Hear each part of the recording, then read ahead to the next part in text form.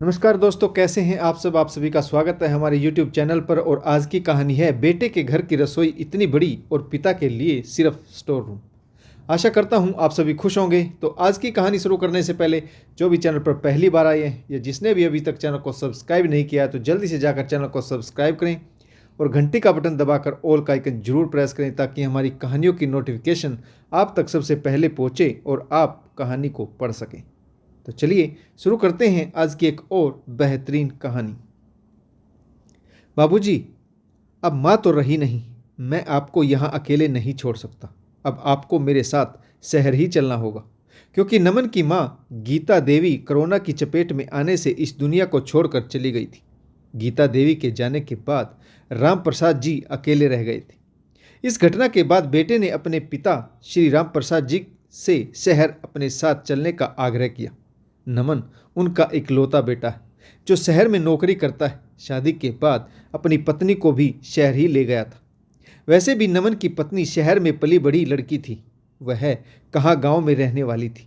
उससे तो गांव में एक रात काटना भी भारी हो जाता था। कभी कभार गांव आती थी।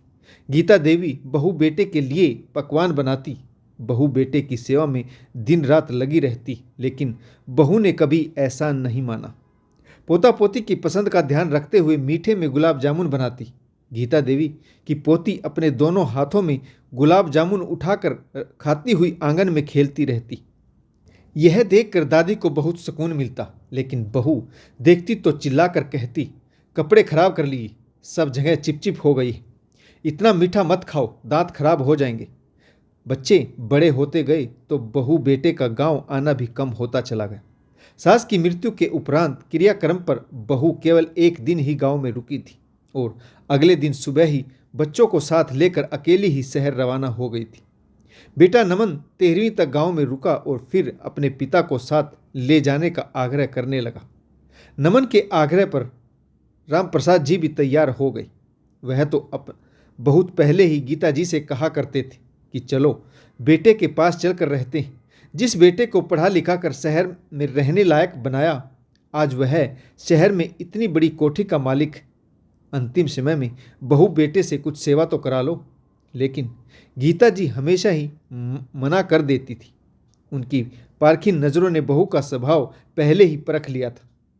गीता जी हमेशा ही कहती थी, अब इस उम्र में शहर जाकर क्या करेंगे, इस जगह ने पूरी जिंदगी सुकून दिया है, आगे भी अपनों के साथ सुकून से रहेंगे। शहर की भागदौड़ भरी जिंदगी हमें कहाँ रास आएगी।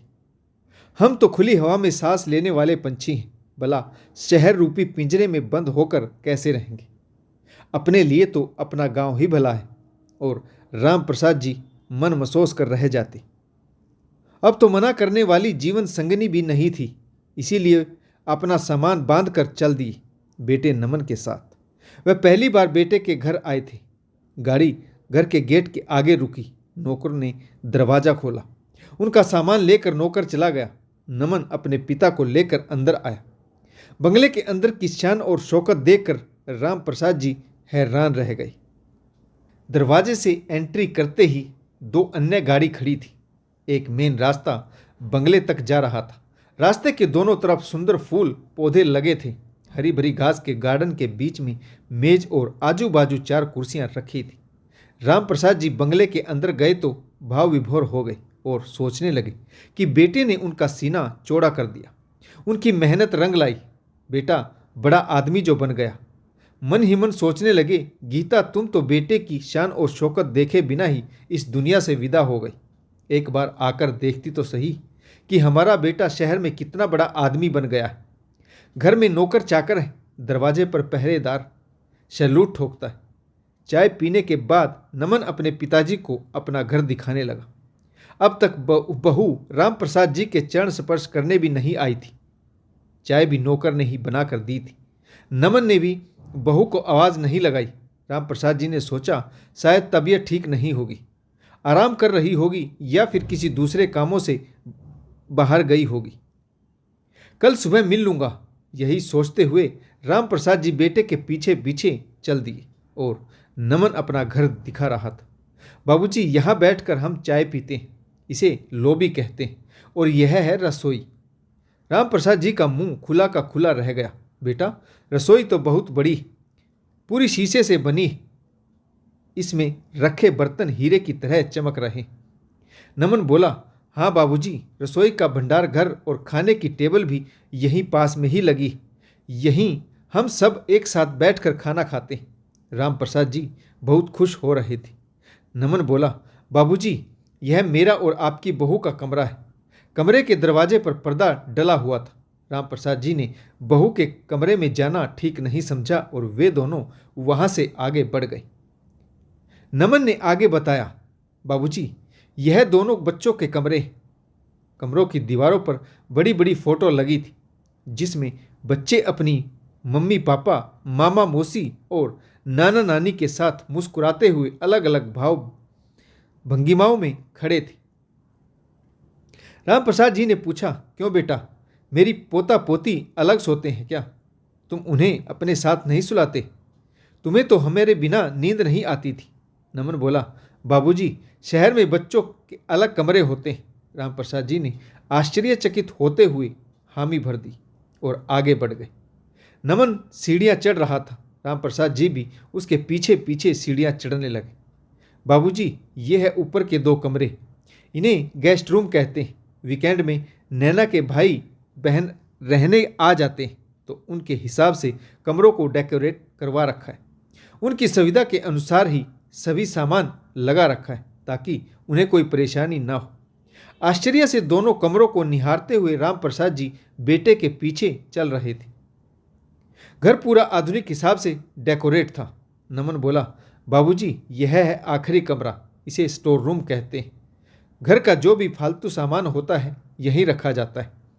राम प्रसाद जी ने स्टोर रूम में झांक कर देखा तो पूरा कमरा कबाड़ खाना दिखाई दे रहा था, जिसमें टूटी फूटी कुर्सियां, मेज, पुराने बर्तन, खाली डब्बे, न जाने क्या क्या स्टोर रूम में भरा पड़ा था, जिन पर काफ़ी धूल मिट्टी भी काफ़ी चढ़ी हुई थी। राम प्रसाद जी ने स्टोर रूम को निहारते हुए पूछा, बेटा, मेरा कमरा कौन सा है? मेरा सामान कहाँ है? थक गया हूँ, थोड़ा आराम करना चाहता हूँ। यह कहते हुए राम प्रसाद जी पलटे तो नमन वहाँ से जा चुका था। राम प्रसाद जी सोचने लगे, अब यह किससे पूछूं कि मेरा कमरा कहाँ है? वह 4 कदम बढ़कर स्टोर रूम के अंदर तक चले गई। देखकर हैरान रह गए। स्टोर रूम के एक कोने में चारपाई पर बिस्तर लगा रखा था। राम प्रसाद जी का सामान भी वहीं आसपास रखा हुआ था। राम प्रसाद जी सोचने लगे, इसका मतलब नमन मुझे घर दिखाने के बहाने मेरा कमरा दिखाने लाया था। बेटे के इतने बड़े घर में जहाँ रसोई भी इतनी बड़ी है, सबके अलग अलग कमरे, यहाँ तक कि बहू के मायके वालों के लिए भी अलग से 2 बड़े कमरे। उस घर में अपने पिता के लिए एक छोटा सा कमरा भी नहीं। पिता की जगह सिर्फ स्टोर रूम में है। यह सोचते हुए राम प्रसाद जी को बहुत गहरा झटका लगा। शायद बेटा कहने में हिचकिचा रहा था, इसीलिए दरवाजे तक छोड़कर चला गया। सही कहती थी गीता, शहरी रहन सहन हमें रास नहीं आएगा। बेटा तो शहरी बाबू हो गया, अब उसकी ज़िंदगी में माँ और बाबूजी के लिए कोई जगह नहीं है। इतने बड़े घर में माँ बाबूजी की एक भी फ़ोटो नहीं। बहू के मायके वालों के फ़ोटोज से दीवारें भरी पड़ी। बुजुर्ग दादा दादी के साथ एक भी फ़ोटो नहीं। राम प्रसाद जी का रात का खाना भी स्टोर रूम में ही आ गया था।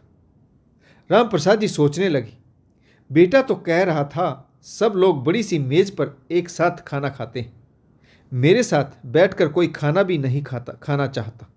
बेटे की हैसियत इतनी ऊंची और पिता की हैसियत इतनी भी नहीं कि वह सबके साथ बैठ सके। अगले दिन सुबह जल्दी अंधेरे में ही उठकर राम प्रसाद जी अपने गांव के लिए निकल पड़े। पत्नी को याद करते हुए कह रहे थे, अच्छा हुआ अपना घर अभी सुरक्षित है, उसमें गीता की यादें बसी हैं, उन्हीं यादों के सहारे जिंदगी कट जाएगी। मेरे संगी साथी भी तो गांव में ही हैं, सब अपने हैं, वहाँ बीत जाएगी जिंदगी अपनों के साथ। कम से कम फालतू सामान तो नहीं कहलाऊंगा। जैसा भी है मेरा अपना घर है, झूठा दिखावा नहीं चाहिए।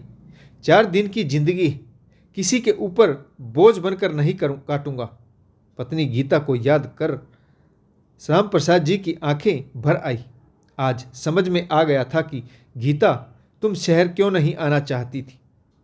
कुछ भी हो, किसी से कोई उम्मीद नहीं रखनी चाहिए, चाहे वह सगा बेटा ही क्यों ना हो। पूरी जिंदगी जो नहीं सीख पाया, शहर के कुछ घंटों ने सिखा दिया। बुढ़ापे में आदमी सब पर बोझ बन जाता है, इसलिए आदमी चाहे झोपड़ी में रहे, रूखी सूखी खाकर गुजारा कर ले, लेकिन बेटे के आलीशान बंगले की तरफ कभी नहीं देखना चाहिए। गीता हमेशा यही समझाती रही। वो तो मैं ही ना समझ था जो उसकी बात नहीं समझ पाया, लेकिन बात सही है कि आदमी को ठोकर खाकर ही समझ आता है। सुबह नमन चाय लेकर स्टोर रूम में पहुंचा तो बाबूजी वहां पर नहीं थे। उनका सामान भी नहीं था। गार्ड से पूछा तो उसने बताया वह तो मुंह अंधेरे ही यहाँ से चले गए। मैंने पूछा, बाबूजी कहाँ जा रहे हो? तो वह बोले, अपनी झोपड़ी में राजा बनकर रहूँगा। किसी के महल का कूड़ा बनकर रहना मुझे मंजूर नहीं। गार्ड की यह बातें सुनकर नमन शर्मिंदा हो गया, लेकिन अपनी पत्नी के सामने कुछ भी कहने की उसकी हिम्मत नहीं थी। मन ही मन सोचने लगा, सही है, बाबूजी ने कभी किसी का एहसान नहीं लिया। अब जिंदगी के आखिरी क्षणों में अपने इस नालायक बेटे का एहसान कैसे लेते। थके कदमों से नमन अंदर आ गया। वह अपनी ही नज़रों में गिर चुका था। इसके बाद कभी गांव में फ़ोन करने की उसकी हिम्मत नहीं हुई। वह पड़ोसियों और नाती रिश्तेदारों से अपने पिता की खैरियत पूछता रहता, लेकिन कभी नज़रें मिलाने की पिता के साथ हिम्मत नहीं हुई। तो दोस्तों, इस कहानी में आपको किसकी भूमिका अच्छी लगी, कमेंट्स करके जरूर बताइएगा। अगर आपको हमारी कहानियाँ पसंद आती हैं तो लाइक, शेयर और कमेंट्स करना बिल्कुल ना भूलें, ताकि हमारा भी हौसला बढ़ता रहे और हम आपके लिए नई नई कहानियाँ लेकर आते रहें। तो आप सभी से उम्मीद है कि आप ज़्यादा से ज़्यादा कमेंट्स करें, ताकि हम खुश रहें और आपके लिए नई नई कहानियाँ लेकर आते रहें। तो कहानी पढ़ने के लिए आप सभी का बहुत बहुत धन्यवाद। जय हिंद, वंदे मातरम, भारत माता की जय। जय जवान और जय किसान।